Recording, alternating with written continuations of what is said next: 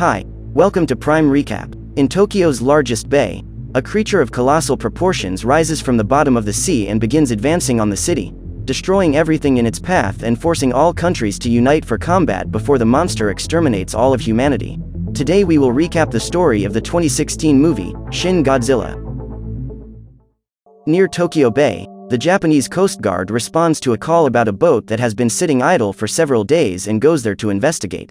When they arrive at the boat, the officers look for signs of the owner, but the only thing they can find is an envelope along with some other personal belongings.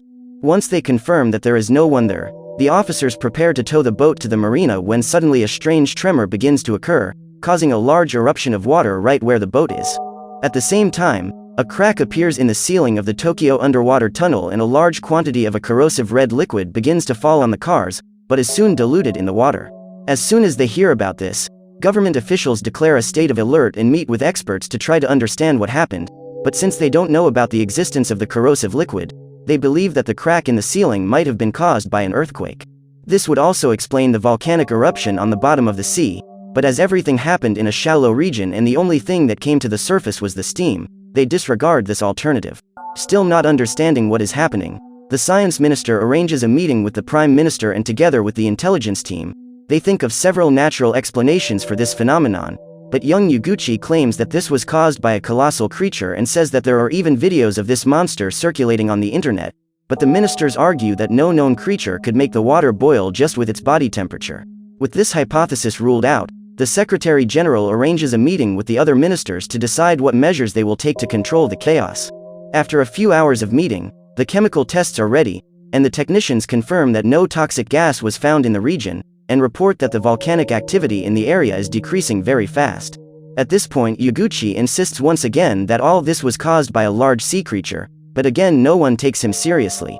But lucky for him, just as the ministers stop talking, the news begins live coverage showing that the tail of a colossal creature has appeared in the middle of the ocean, which proves that Yaguchi was right all along. Now with the confirmation of the existence of such a creature, the Prime Minister meets with the best biologists and scholars in Tokyo to try to identify what this being is and how to deal with it, but since he doesn't have enough information about the sea monster, none of the scientists will venture any kind of guess. Still not knowing what kind of creature this is, the ministers begin a vote to decide whether to exterminate, capture, or just let it go, but when the creature begins to swim toward the river that leads to the center, they decide that they must exterminate it before it causes even more damage in the city. While the military is thinking about what to do, the creature advances through the water causing the rivers to overflow and destroying all the boats it finds along the way. Since the conversation with the biologists did not help at all, Yaguchi summons Ogashira, a former friend who is a biologist at the Environment Ministry. When Ogashira analyzes the data she has, she says that the creature is some kind of reptile and that it must have 2 legs, so it is a matter of time before this monster comes out of the water and enters the city, but instead of starting to prepare for this, the Environment Minister mocks her and says that this would be impossible. Trusting what the man said, the Prime Minister calls a press conference and says that everyone can rest assured that there is no chance of the creature setting foot on dry land, but as soon as he finishes his speech, the totally demented and armless monster comes out of the water and starts crawling around the city, crushing people and spilling more of that corrosive liquid on the streets. After passing this embarrassment on a national network, the Prime Minister calls yet another emergency council and creates a headquarters for disaster control, while the creature gets closer and closer to the center of Tokyo. Knowing the catastrophe that will occur when the monster arrives in the capital, the government declares a state of national emergency and begins evacuating all civilians within a 20-kilometer radius of Tokyo, while the military prepares to try to exterminate the creature before it reaches the capital. But even before the self-defense troops begin to mobilize, the monster stops advancing and begins to evolve into something very dinosaur-like, but of colossal proportions. Now able to stand, the creature becomes even more dangerous and destructive, but the air troops arrive on the scene in time and ask for permission to attack. At this point, some of the government members confirm that the area has been evacuated and the Prime Minister authorizes the attack, but as the fighter planes prepare to fire, one of the pilots sees a father carrying his son near the creature and refuses to fire. As soon as he learns that there are still civilians in the area, the Prime Minister stops the attack and asks the pilots to wait for the next instructions, but at this moment the creature moves again and for some reason returns to the middle of the sea. After the creature disappears, the Japanese government assesses the damage and begins to rebuild the city while the military searches for the monster's whereabouts and prepares its defenses in case it appears again. Thanks to his help in identifying the creature, The Prime Minister gives Yaguchi the position of Chief of Staff and appoints him as leader of the intelligence team. With this position, he gathers the best forensic detectives in Japan and together they compile all the information they have about the monster to try to understand what they are dealing with, but as they discuss it, the group realizes that one crucial piece of information is missing. What is the source of this creature's energy? Due to its enormous mass, scientists conclude that it needs a gigantic source of energy to be able to move and control its metabolism, and with this in mind, Ogashira proposes that the creature obtains energy through nuclear fission. To prove his point, Ogashira begins to monitor the city's radioactivity index and discovers that there is a trail of radiation where the monster has passed. With this hypothesis confirmed, Yaguchi meets with the chief secretary and asks the prime minister to hold a press conference to communicate to the population and ask everyone to evacuate the region once again. But before the Japanese leader speaks to journalists, he meets with the President of the United States who says he will help deal with the problem. As soon as the agreement between the United States and Japan is made official, Kyoko, the advisor to the American president, arranges a meeting with Yaguchi to ask for a favor.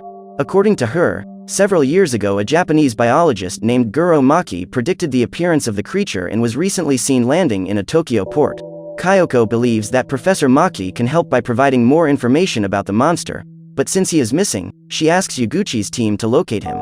Thinking this may be his best chance, Yaguchi orders his men to try to locate him, but the only clue they can find to Professor Maki is that abandoned boat in Tokyo. That's right, he was the owner of that boat. Since the only thing they found on the boat was an envelope along with some other belongings, the team collects all the items and takes them to Kyoko.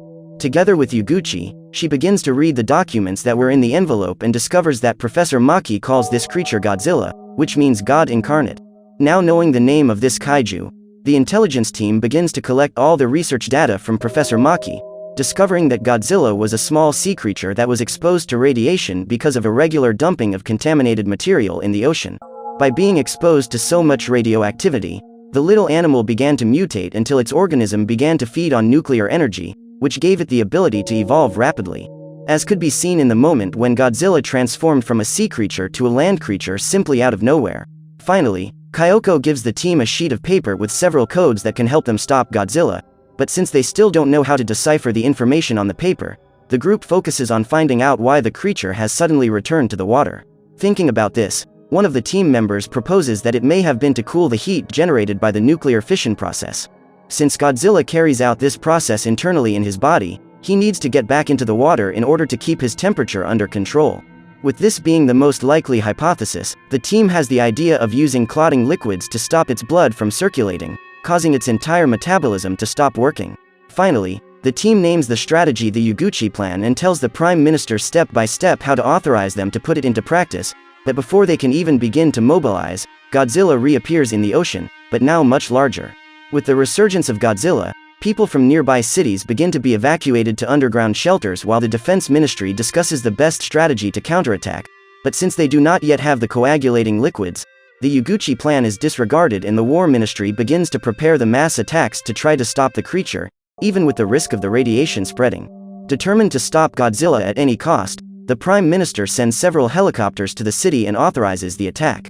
Wanting to minimize the damage to the city, the aircraft begin by firing with lighter weapons, but when they realize they are not causing any damage, the pilots appeal to the use of missiles, but they have no effect either. Since nothing they have tried so far has done any damage, the military moves on to phase 2 of the plan, which consists of using all the firepower of the Japanese artillery, from cannons to tanks to anti-aircraft missiles, but even with all of this at the same time, the mutant lizard continues to advance as if nothing is happening.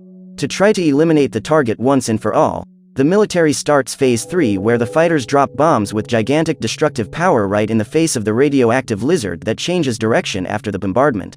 Believing that Godzilla is retreating, the military make one last effort to try to eliminate it and fire the missiles once more, but suddenly, from the middle of the cloud of smoke, a huge piece of bridge flies through the air, hitting the artillery head-on. That's right, even with all the firepower they had, the Japanese army was not able to stop Godzilla, who continues advancing towards Tokyo.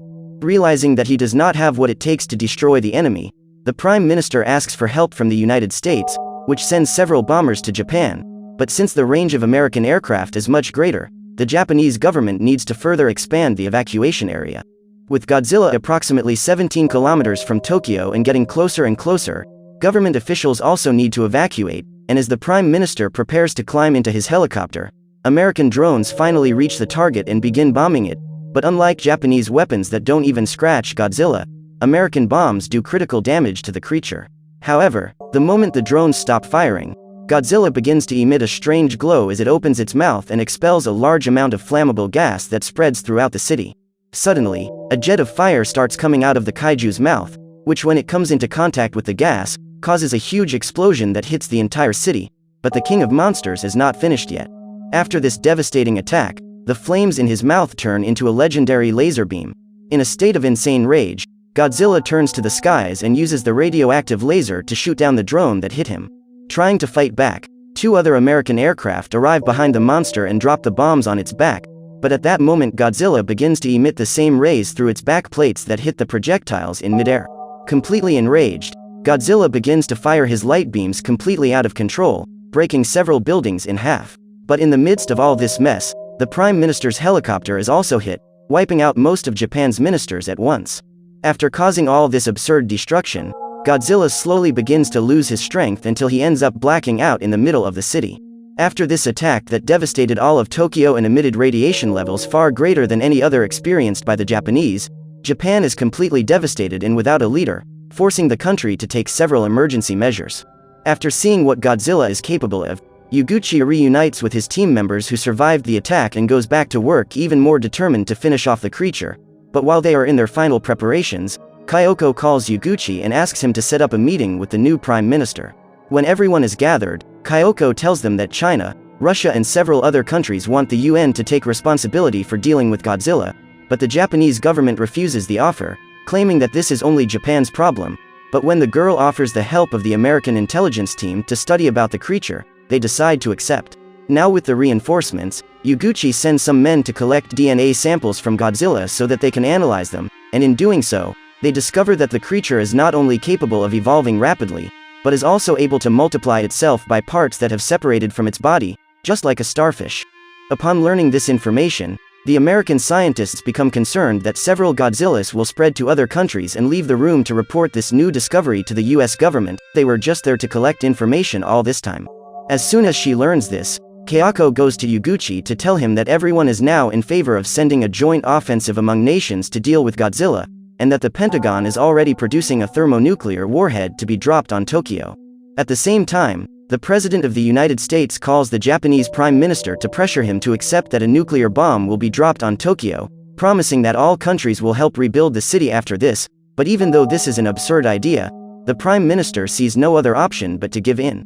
After the meeting, the new secretary tells this proposal to Yuguchi, who, in order to prevent Japan from being destroyed by another nuclear bomb, gathers his team once again and starts preparing the coagulating liquids, before the evacuation deadline given by the UN runs out. Racing against time, the members of the intelligence team call every chemical company they know, while testing the effects of the substances on the samples that have been collected, but since they have yet to decipher the information Professor Maki left, they are unable to make any further progress. With less than 10 days left to evacuate the country, the group is standing in front of the paper with the codes when one of them remembers that on the boat, there was an origami on top of the envelope. Thinking that this might be the clue to deciphering the professor's information, they begin to assemble several different shapes with the paper, until they discover that it is a molecular graph. As it was now possible to read the information left by the professor, they realize that the biologist has discovered that Godzilla's cells are able to transform, meaning that they don't need to be in motion to keep their metabolism going. With this discovery, the intelligence team comes to the conclusion that the Yuguchi plan would be a failure and they immediately begin to devise a new strategy. After a week of intensive research, the intelligence team comes to the conclusion that the best option is to cool Godzilla's body to a point where the temperature is so low that he is unable to do nuclear fission. Now with the Yuguchi 2.0 plan in place, they go to the new Prime Minister to ask for permission to put it into practice, and since he wants to prevent his country from being destroyed, the man decides to authorize it. Yuguchi then meets with the War Ministry and together they prepare a plan divided into 5 phases. When the big day arrives, Japan's entire self-defense force gathers and as soon as they confirm that the region has been evacuated, they put the operation into action, starting with Phase 1. With Godzilla still paralyzed, the military sends some trains full of explosives to collide with the creature, causing it to awaken. And with that goal completed, it's time for Phase 2.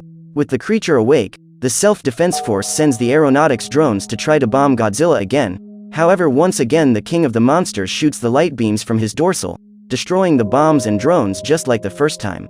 Still, Yuguchi keeps sending out various drones that are destroyed one after the other, but after a few tries, Godzilla stops releasing his dorsal fin rays, giving the gap the drones needed to bombard him. After receiving the shots, the king of the monsters goes completely insane, and once again fires his lasers through his mouth and tail, but eventually runs out again, and the flames disappear once and for all. Now with Godzilla without power, the self-defense troops begin Phase 3, which consists of demolishing the surrounding buildings to hurt the creature. In Phase 4, the military fires cruise missiles that hit the largest buildings in the city to drop on top of the monster and bring it down. And taking advantage that it is on the ground, the troops start the last phase, the most important one of all. In this 5th stage, the self-defense forces take advantage of Godzilla being down to bring several trucks filled with liquid nitrogen to him. With the creature still unconscious, the volunteers place the tip of the cranes into Godzilla's mouth and begin to pour the liquid, but since it takes tons of nitrogen to complete the plan, the creature regains consciousness and destroys the entire fleet of trucks as soon as they pour 30% of the liquid.